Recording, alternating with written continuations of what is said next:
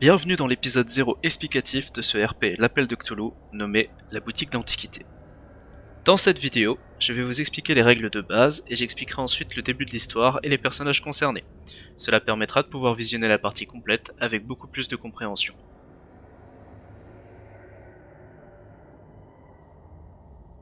L'Appel de Cthulhu est à la base une œuvre de Howard Phillips Lovecraft, génie de l'épouvante ayant inspiré les plus grands comme par exemple Stephen King. Depuis la création des jeux de rôle sur table, l'univers Lovecraftien a été l'un des thèmes les plus repris et les plus célèbres pour l'ambiance terrifiante et l'aspect punitif que l'on peut y rencontrer. Un groupe de joueurs se plonge dans l'histoire de certains personnages appelés enquêteurs, et ce groupe devra faire face à de nombreux obstacles occultes. L'objectif général des soirées sur le thème de l'appel de Cthulhu est simplement de survivre aux événements, chose beaucoup plus simple à dire qu'à faire au vu des embûches que le groupe rencontrera pendant la partie.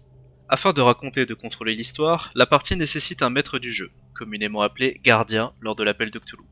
Le gardien est celui qui va poser les bases de l'histoire et l'adapter en fonction des choix du personnage.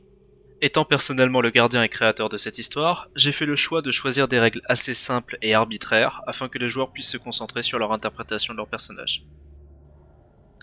On utilise donc une base simple. Il y a 3 statistiques: physique, sociale, mentale. Chaque personnage possède en statistique des pourcentages. Prenons par exemple le personnage de Brian. Il possède 70% en physique, 50% en social et 40% en mental. C'est donc un jeune homme au physique plutôt imposant, poussé au délit malgré lui mais facilement agréable pour ceux avec qui il discute, et étant quelque peu simple d'esprit. Ce qui signifie que si Brian se retrouve face à un obstacle, la statistique correspondante devra être utilisée afin de franchir cet obstacle. Par exemple, si une armoire doit être déplacée pour ouvrir le passage, Brian devra lancer un dé de 100 et le résultat sera basé sur sa statistique physique. S'il obtient un score de 70 ou moins, c'est une réussite. En revanche, s'il obtient un score au-delà de 70, c'est un échec. En fonction du résultat, c'est au gardien d'indiquer au joueur quel événement arrive. En plus de cela, il existe dans l'appel de Cthulhu une fonctionnalité unique appelée Chercher objet caché. Effectivement, dans quasiment toutes les pièces, il existe des objets cachés qui ne sont pas essentiels mais qui peuvent aider les joueurs.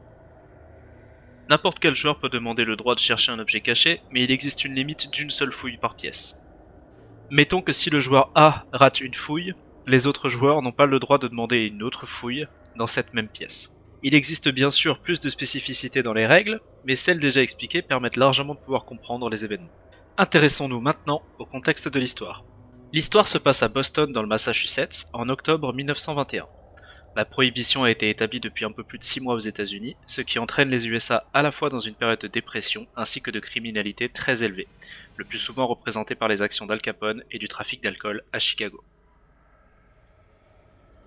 À Boston, la vie est dure. La plupart des prolétaires, qui sont pour certains même vétérans de la Première Guerre mondiale, travaillent difficilement en tant qu'ouvriers afin de pouvoir subvenir aux besoins de leur famille. Et, alors que l'alcool représentait un de leurs seuls moyens de noyer leur peine, la prohibition instaurée, une période importante de dépression arriva.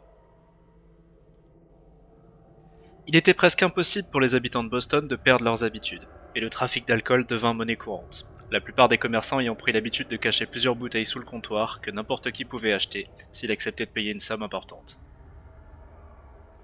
Ceux qui fournissaient les commerçants étaient les mafias locales. Les familles italiennes ainsi qu'irlandaises, communauté très importante à Boston, purent prendre ainsi le contrôle de la ville.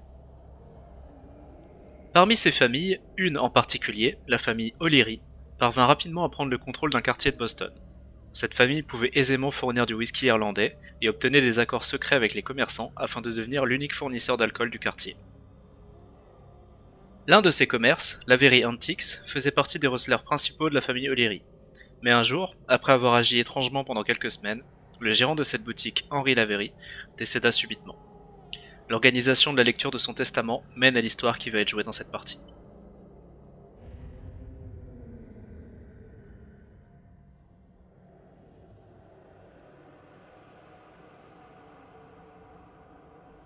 Né à Boston, Harrison est un journaliste vivant à Philadelphie. Il est le neveu et la seule famille de l'antiquaire Henry Lavery. Ce dernier s'est même occupé de lui pendant les dernières années de son adolescence, les parents d'Harrison étant décédés suite à l'épidémie de polio ayant eu lieu quelques années auparavant. Suite à la mort d'Henry, Harrison décida de revenir à Boston afin d'en apprendre plus sur le décès de son oncle, et également afin que la lecture du testament lui soit faite.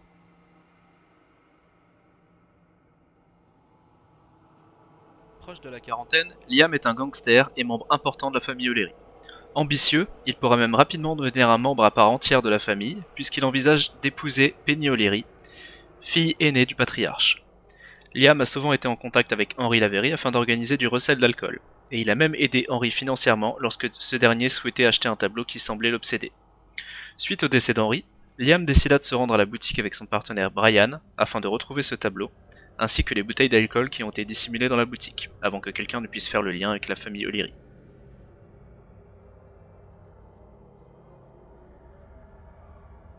Alors qu'il n'était pas encore majeur, Brian perdit son père Anthony, un pêcheur, dont le navire a jamais été retrouvé.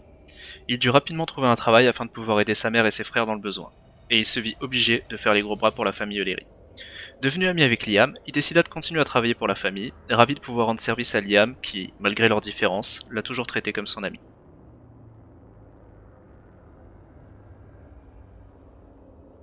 Luke est un détective de New York d'une trentaine d'années, extrêmement impliqué dans son travail. Tellement même qu'il obtint rapidement des promotions ainsi que des distinctions, et qu'il fut choisi par le Trésor américain tel Elliot Ness, afin de devenir un agent spécial pour lutter contre le trafic d'alcool à Boston. Rapidement sur la piste de la famille O'Leary, il prit Liam en filature afin d'espérer pouvoir l'emprisonner, et d'en faire petit à petit de même avec la famille irlandaise. Alors que Liam et Brian se rendirent dans la boutique d'antiquités et commencèrent à fouiller les lieux, sous le regard de Luke, Harrison entra dans la boutique. L'histoire commence alors que les deux gangsters se retrouvent en face de l'héritier des lieux. Voilà pour les explications et pour l'épisode 0. J'espère que l'histoire vous plaira, bon visionnage.